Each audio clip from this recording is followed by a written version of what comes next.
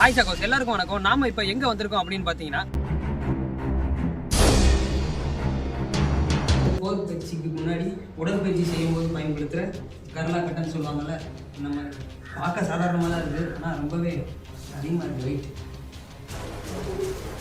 இது என்ன அப்படின்னு தெரியல, உங்களுக்கு தெரிஞ்சால் கமெண்ட்டில் சொல்லுங்கள். இந்த இடத்த பற்றி சொல்லணும்னா ரொம்பவுமே மோசமான நிலைமையில் தான் இருக்குது. போருக்கு பயன்படுத்தின ஆயுதத்தில் ஒன்று தான் இது. இன்னுமே அவ்வளோ ஷார்ப்பாக இருக்குது. இது ரொம்பவுமே ஒரு பழமையான ஒரு புகைப்படம் தான். இதில் இருக்கிறது யார் அப்படின்னு சரியாக தெரியல.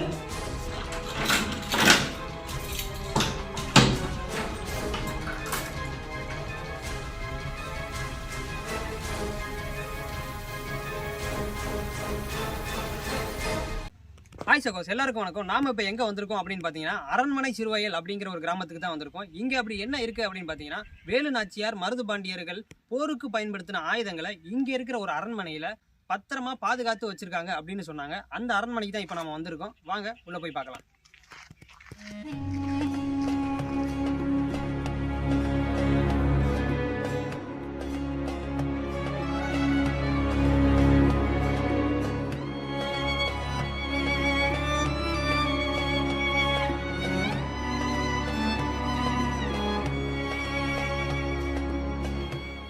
ஒரு வழியாக அந்த அரண்மனை இருந்த இடத்துக்கு வந்தாச்சு. இங்கே தான் மருது பாண்டியர்கள் வேலு நாச்சியார்கள்லாம் போர் பயிற்சி செஞ்ச இடமாகவும் போர் பயிற்சிக்கு பயன்படுத்தின ஆயுதங்கள் எல்லாம் பதுக்கி வச்சுருக்கிற ஒரு இடமாகவும் சொன்னாங்க. இன்னைக்கு வரைக்கும் இந்த இடத்துல பாதுகாப்பாக வச்சுருந்துருக்காங்க. ஆனால் இந்த இடங்கள் மட்டும் கொஞ்சம் சேதமடைஞ்ச நிலைமையில தான் இருக்குது. இப்போ பக்கத்தில் இருக்கவங்க ஒருத்தவங்கக்கிட்ட நம்ம சாவி வாங்கி உள்ளே இருக்கிற பொருட்கள்லாம் போய் பார்க்க போகிறோம். வாங்க உள்ளே போய் பார்க்கலாம்.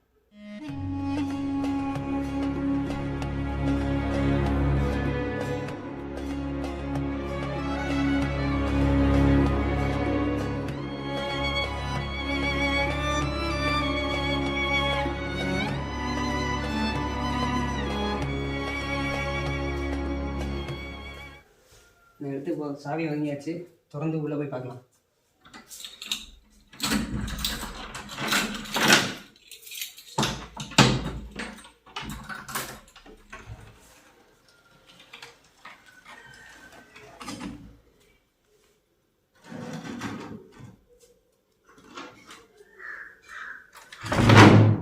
இந்த பொருட்கள் மட்டும் இன்னும் பாதுகாப்பாக இங்கேயே தான் இருக்குது.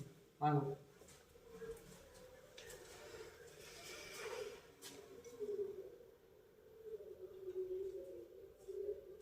பார்த்தீங்களா, இதெல்லாம் பார்க்க நம்மளாம் கொடுத்து வச்சுருக்கணும். 300 வருஷம் 400 வருஷத்துக்கு முன்னாடி மருது பாண்டியர்கள் வேலு நாச்சியார்கள் எல்லாம் பயன்படுத்தின ஆயுதம். இப்போ நான் அதை தொட்டிருக்கேன்.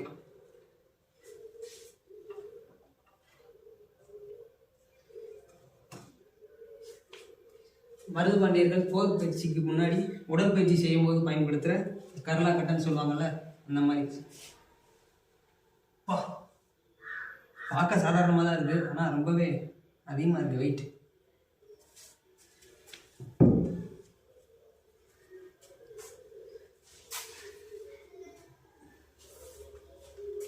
இதை பார்த்தீங்களா, தம்பிள்ஸ்ன்னு சொல்கிறோம் நம்ம. இப்போ இருக்கிற தம்பிள்ஸ் மாதிரியே அந்த காலத்தில் உரல் போன்ற ஒரு அமைப்புலேயே செஞ்சுருக்காங்க.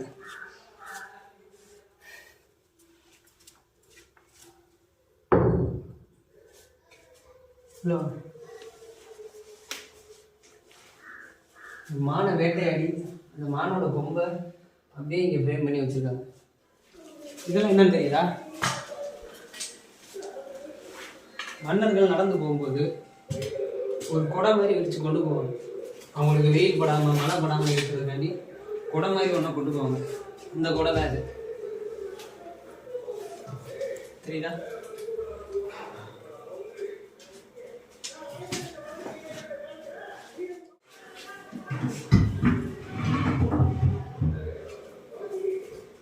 இது என்ன அப்படின்னு தெரியல, உங்களுக்கு தெரிஞ்சால் கமெண்ட்டில் சொல்லுங்கள்.